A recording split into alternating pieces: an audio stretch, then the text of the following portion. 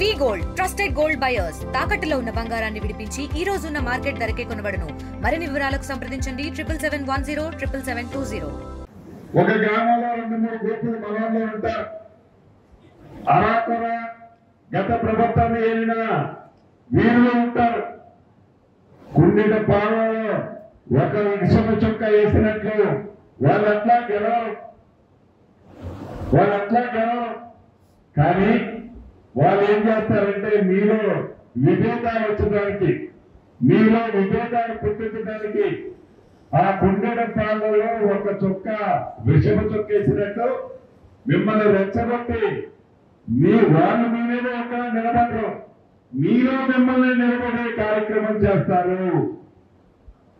కాబట్టి కాంగ్రెస్ క్లబ్ చెట్టు కింద గాలి, చెట్టు కింద నీడ తీసుకుంటున్న మనం ఒకరు సర్పంచ్ ఉండండి, ఒకరు ఎంపీటీసీ ఉండండి, ఇందాక దయానంద్ గారు చెప్పినట్లు పార్టీ పదవులు ఉన్నాయి, రాష్ట్రంలో పదవులు ఉన్నాయి. అందరినీ తృప్తిపరచడానికి ప్రభుత్వం మందే. కాబట్టి మీరు ఎవరు ప్రజాప్రతినిధులు కావాలనుకున్న వాళ్ళు ఎవరు అభద్రతకు లోపు కావాల్సిన అవసరం లేదని చెప్పదలుచుకున్నాను. అదే రకంగా ఇంజనీర్ల విషయంలో కూడా ఇల్లు రాలేదని ఎవరు కూడా నిరుత్సాహపడాల్సిన అవసరం లేదు. ఇది నిరంతరమా ఈ 3.5 సంవత్సరాలు మనం ఇవ్వబోతున్నాం.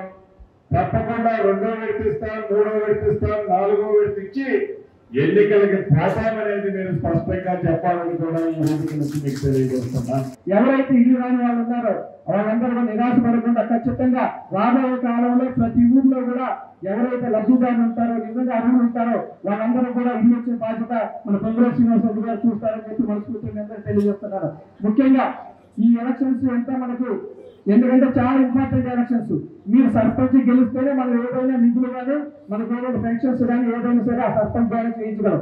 కాబట్టి మీరు కనుక ఎవరైనా తప్పనడుగు వేసి అటు ఇటు కనుక ఏదైనా చేసినట్టయితే మనకి ఈ పక్కన సర్పంచ్ కూర్చున్న అవకాశం ఉందని కూడా మీరు తెలియజేస్తున్నారు.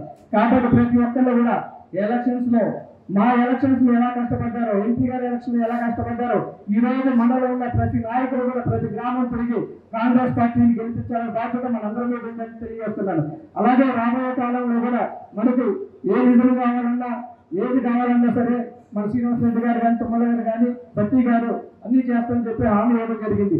ముఖ్యంగా అన్న ఉన్న విషయంలో మీరు మా అందరి దయ నుంచి 15,000 కాకుండా ఇంకా అవకాశం ఉంటే కొన్ని పెట్టాలని చెప్పి మనస్ఫూర్తిగా కోరుకుంటున్నాను. ఇక్కడ ఉన్న వాళ్ళందరూ కూడా అదే ఉద్దేశింది. నిజంగా మీరు రెవెన్యూ మినిస్టర్గా రావడం మా చాలా అదృష్టం. ఎందుకంటే ఈ 10 సంవత్సరాలలో మన నియోజకవర్గంలో ఇచ్చి నీళ్ళు దాదాపు 1200 నుంచి 1500 మాత్రమే. ఈ రోజు మనం ఒక్క సంవత్సరంలోనే దాదాపు 3500 ఇల్లు ఇవ్వడం అంటే అది ఆషామాషి కాదని చెప్పి మీకు తెలియజేస్తున్నారు.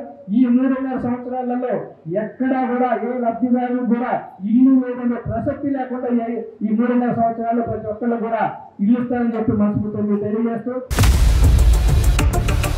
ఇండియా పాకిస్తాన్ తాజా అప్డేట్స్ కోసం డౌన్లోడ్ చేసుకోండి RTV లైవ్ యాప్.